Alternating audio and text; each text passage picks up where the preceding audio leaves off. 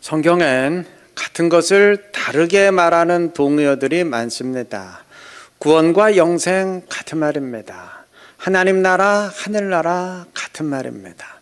언약궤, 증거궤, 법궤 또는 궤 다 같은 말입니다.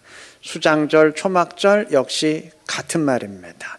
같은 것인데 다르게 말합니다. 이유는 각각 다릅니다. 구원과 영생의 경우는 구원이라는 말이 화재 현장에서 구출되는 것도 구원이고 홍수에 떠내려가다가 건짐받는 것도 구원이고 이렇게 의미가 너무 포괄적이기 때문에 영생이라는 말을 써서 구원이 무엇인지 그 의미를 구체화한 경우고, 하나님 나라와 하늘나라의 경우는 유대인들이 하나님이라는 말을 직접 하기를 두려워했기 때문에 하나님을 하늘로 바꾼 경우고, 여하튼 이유는 제각각 다릅니다. 이런 동의어들 가운데 단지 이름만 다른 경우는 그냥 지나쳐도 상관이 없지만, 어떤 특징을 강조하기 위해서 다르게 부르는 경우는 그 이름의 의미에 주목해야 됩니다. 예를 들어 초막절과 수장절의 경우, 수장은 히브리어로 하아시프에, 그러니까 수학 추수라는 말입니다. 즉 수장절은 추수의 절기입니다. 그 이유는 이것이 곡식 추수를 다 마친 뒤에 드리는 그 감사의 절기이기 때문입니다. 근데 성경은 이 수장절을 또한 초막절이라고 부릅니다. 그 이유는 이것이 또한 광야 생활 동안 초막을 짓고 살았던 것을 기념하는 절기이기 때문입니다. 이스라엘은 히브리 달력으로 7월 15일부터 일주일 동안 자기들이 직접 초막을 짓고 살면서 초막절을 지켰고, 추수한 곡식이 비에 젖지 않도록 그 초막 안에 보관했다고 합니다. 정리하면 수장절과 초막절의 경우 똑같은 절기지만 각각 다르게 부름을 통해서 추수에 대한 감사라는 특징과 또 광야 생활의 기념이라는 특징을 각각 그 다른 이름을 통해서 드러내는 겁니다. 자, 성막과 회막의 경우도 마찬가지입니다. 이 둘 같은 말인데 다르게 말하는 이유는 강조점이 다릅니다. 성막은 이 거처라는 의미로서 하나님이 이곳에 거하신다. 이 강조점이 하나님의 거함에 있어요. 회막은 하나님이 인간을 만나는 장막이라는 의미로서 하나님이 이곳에서 우리를 만나신다. 이 강조점이 만남에 있습니다. 회막은 히브리어로 오헬 모에드인데, 오헬은 장막이고 모에드는 정한 때, 정한 시간에, 즉 하나님이 정한 시간에, 그 정한 때에 이스라엘을 만나 주신다는 의미입니다. 그래서 회막을 영어 성경으로 보면 meeting place, 만남의 장소라 부릅니다. 자, 이것을 염두에 두고 본문을 읽으면 레위기 1장부터 10장까지는 번제를 비롯한 구약 제사에 대한 내용인데, 그 본문 1장 1절은 이들 제사에 대한 설명을 시작하면서 여호와께서 회막에서 모세를 부르시고 이렇게 제사의 장소를 회막이라 말했어요. 제사를 통해서 하나님과의 만남이 이루어진다는 의미예요. 제사가 하나님과의 만남이 되기 때문입니다. 하나님이 직접 그것을 말씀하셨습니다. 출애굽기 29장 42절 43절 보시면, 이는 너희가 대대로 여호와 회막문에서 늘 드릴 번제라.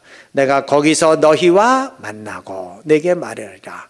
내가 거기서 이스라엘 자손을 어떻게 하리니? 만나리니. 여러분, 제사는 하나님과의 만남이에요. 그래서 일부러 성막을 하나님과의 만남이라는 의미로 회막으로 부른 것입니다. 자, 왜 제사가 하나님과의 만남이 되는지 그 이유는 간단해요. 하나님과의 관계가 끊어지고 분리된 이유가 죄 때문인데, 제사는 죄를 속죄받고 해결하는 것이기 때문입니다. 그러니까 만남이 끊어진 그 원인을 회복하는 것이니까 제사가 만남의 회복이 되겠죠. 구약의 5가지 제사 가운데 화목제만큼은 사람들의 교제와 친교를 위한 제사로서 제물도 하나님께 드리지 않고 사람들끼리 다 나누어 먹지만, 제물을 하나님께 드리는 나머지 제사들은 전부 죄 문제 해결하는 속죄의 제사가 됩니다.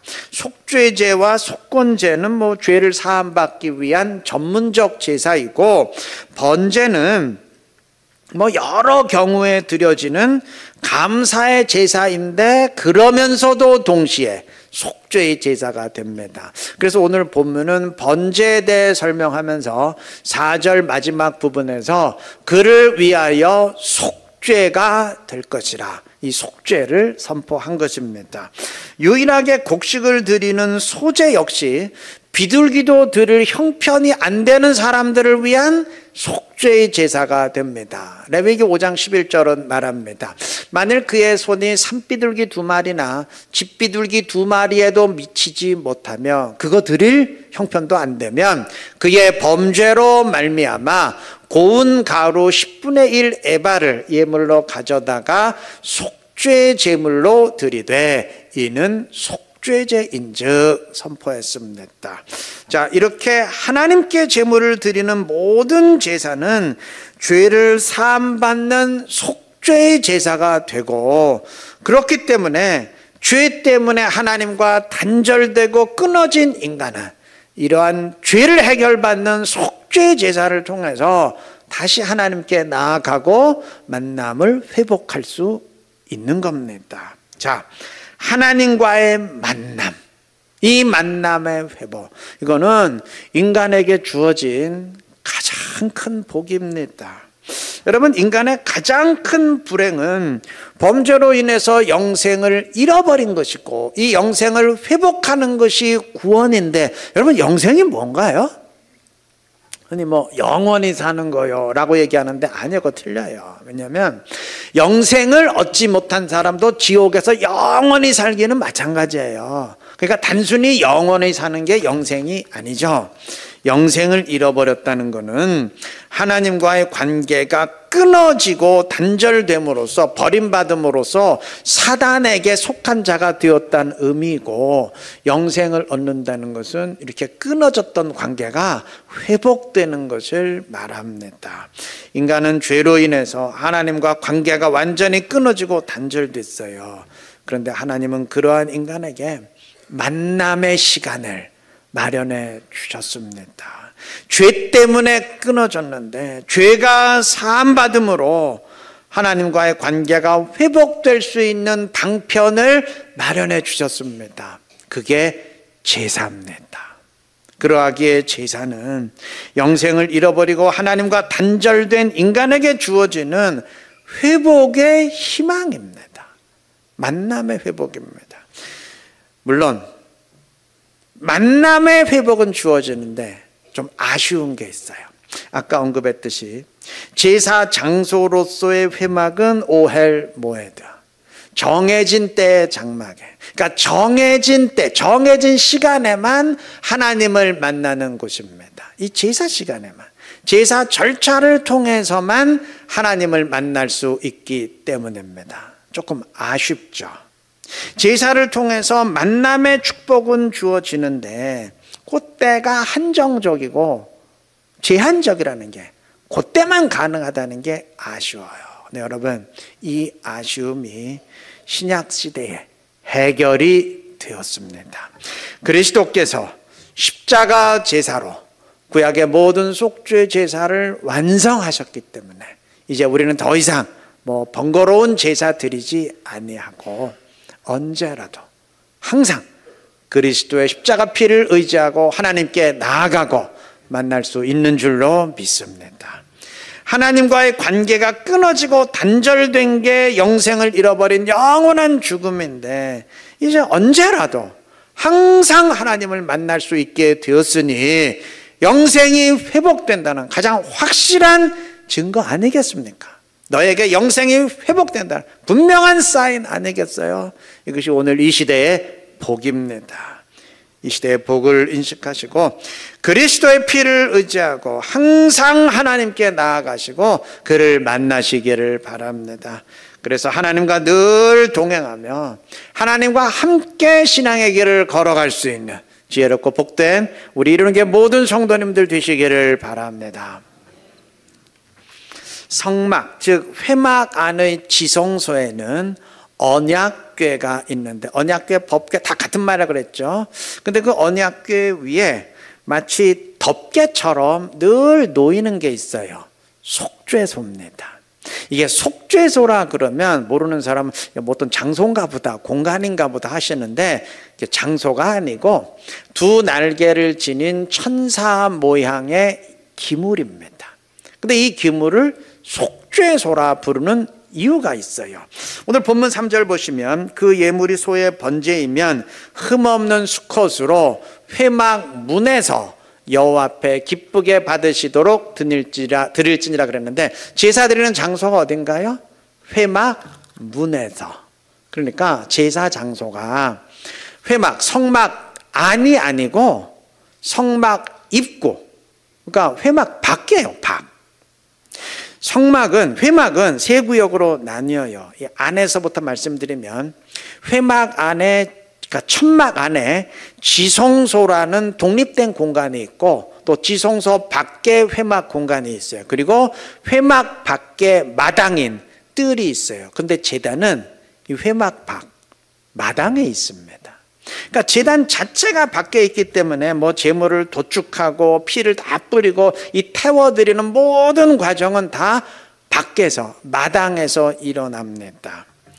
상식적으로 짐승을 도축하고 피 다 뿌리고 내장 다 긁어내고 그 살 각을 떠가 다 태워드리고 내장까지 다 태워드리고 이런 걸 실내에서 하기는 힘들겠죠.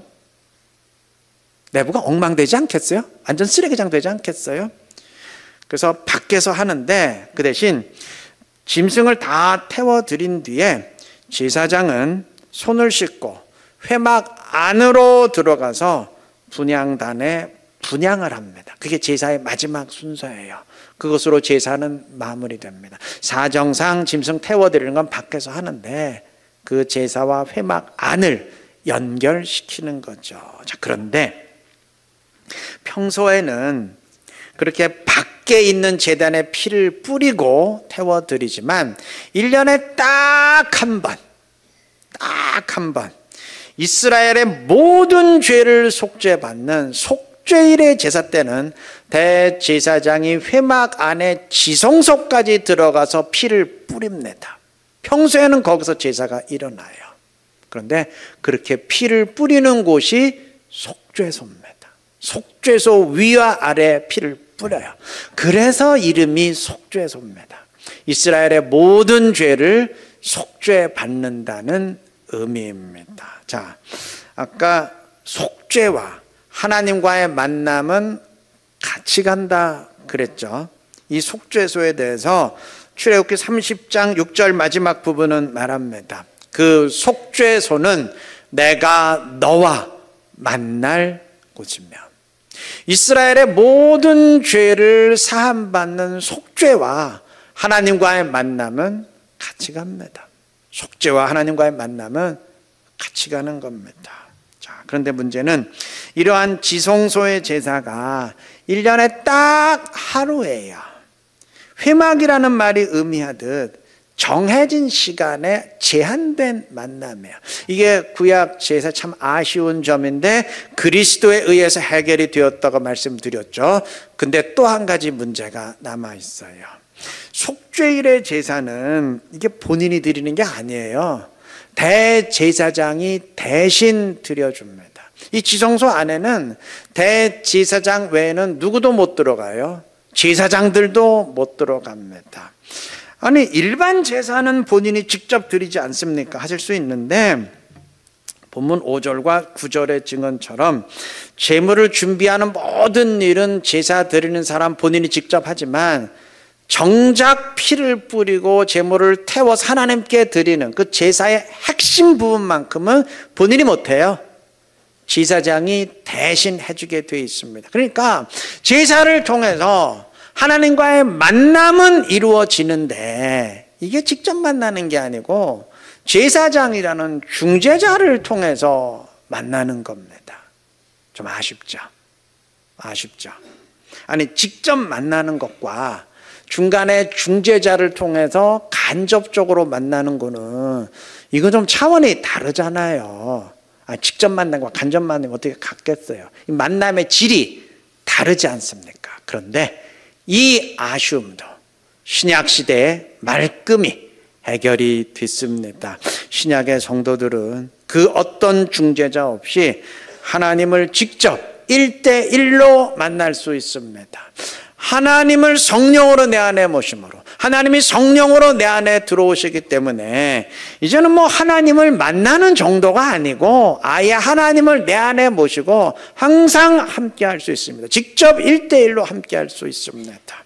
자, 구약의 아쉬움이 다 해결됐어요. 그 만남이 정해진 때의 만남으로 한정된다는 아쉬움도 다 해결되었고, 그 다음에 그 만남이 직접 만남이 되지 못하고 중재자를 통한 간접 만남이 된다는 아쉬움도 다 해결되어서 이제는 항상 만나고 직접 1대1로 만납니다.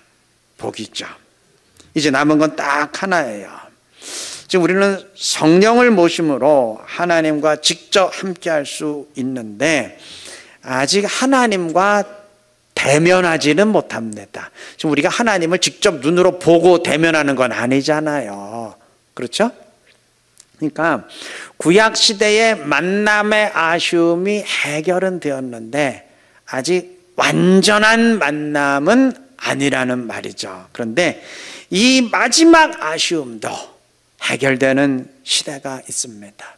신약 이후의 시대, 즉 우리의 구원이 완성돼서 하나님 나라 천국을 사는 시대에는 완전한 만남이 완성됩니다. 그때 우리는 주님과 같은 영광의 몸으로 변화돼서 하나님과 직접 대면하며 함께하게 될 줄로 믿습니다. 정리하면 지금 우리는 정해진 시간에 정해진 때에만 하나님을 만나던 구약시대와 달리 항상 언제라도 항상 하나님을 만날 수 있고, 그리고 제사장이라는 중재자를 통해서만 만나던 구약과 달리 이제는 직접 하나님을 1대1로 만날 수 있습니다. 이게 오늘 이 시대의 어마어마한 복입니다.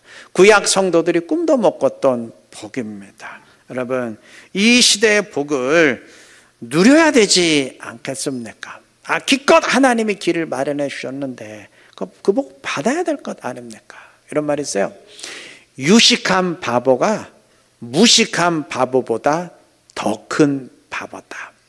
세상 사람들은 성령을 모르기에, 하나님을 모르기에 하나님과 함께하지 못한다지만 그리스도인은 알잖아요. 알면서도 성령 하나님과 함께하지 않는다면 뭐가 달라요? 여러분, 몰라서 못하는 사람보다 빤히 알면서도 그거 못하는 사람이 더 큰 바보 아니에요? 우리가 그런 사람 되면 안 될 것입니다. 여러분, 이 시대가 어떤 시대인지 분명히 깨달으시고 이 시대의 복을 누리시길 바랍니다. 늘 성령을 내 안에 모시고 하나님과 항상 직접 함께 하시기를 바랍니다. 그래서 영생을 회복한 하나님의 자녀임을 확인해 가면서 주님과 함께, 하나님과 함께 신앙의 길을 걸어갈 수 있는 지혜롭고 복된 우리 모두가 되시기를 바랍니다. 자, 지금까지 이제는 하나님과의 만남이 회복되어서 이제는 항상 만날 수 있고, 그 다음에 간접적으로 아니라 직접 만날 수 있게 되었다 말씀드렸는데, 이것이 실제적으로 우리에게 어떤 열매를 가져다 주는지 우리 명심해야 됩니다. 본문 2절 보시면 너희 중에 누구든지 여호와께 예물을 드리려거든 가축 중에서 소나 양으로 예물을 드릴지나 그랬는데, 그렇다 꼭 소나 양만 드릴 수 있는 게 아니에요. 10절 말씀처럼 염소를 드릴 수도 있고, 또 14절 말씀처럼 집비둘기나 산비둘기를 드릴 수도 있어요.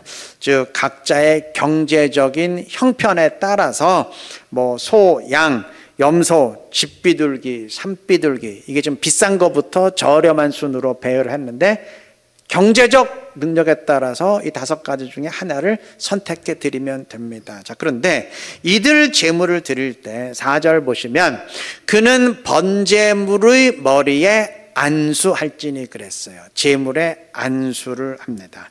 이거 소나 양을 드릴 때만 안수하는 게 아니고 모든 제물을 드릴 때 다 안수를 하는데, 안수의 의미는 일치의 의미예요. 이 제물이 곧 나 자신입니다 라는 일치의 의미예요. 이 짐승이 속죄의 제물로 죽는데 내가 죽는 것입니다 라는 의미예요.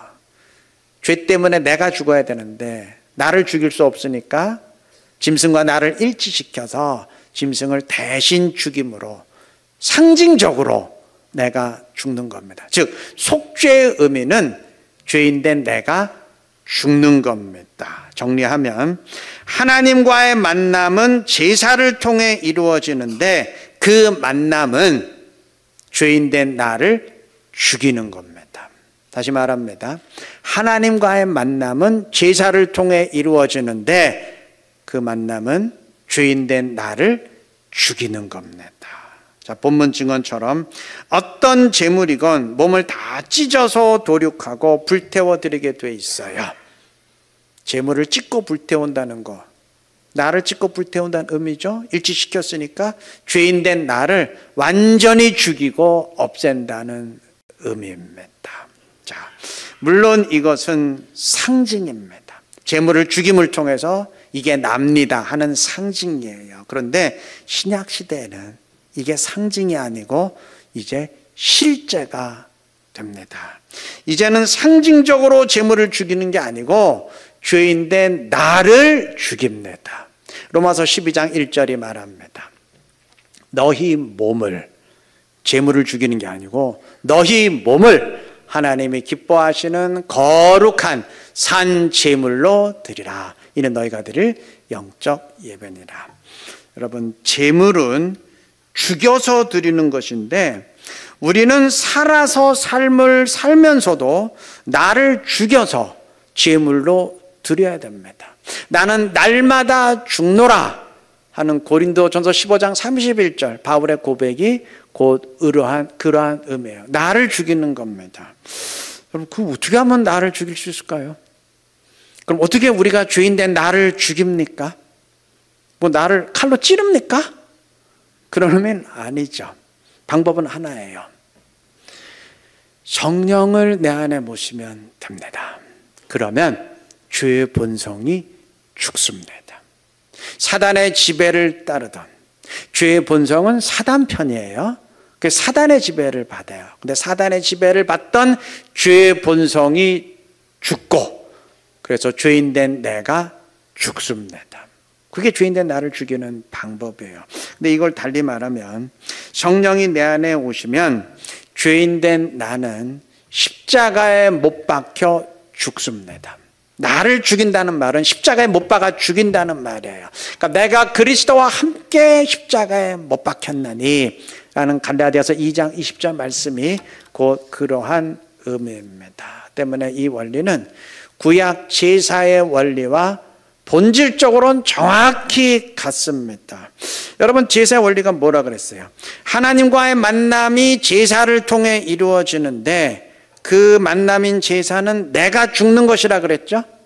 하나님과의 만남과 속죄는 같이 가는 것인데 그건 죄인된 내가 죽는 것이라고 했죠. 한마디로 말해 하나님과의 만남은 제사를 통해서 죄인된 나를 죽이는 겁니다. 그게 구약 제사의 의미예요.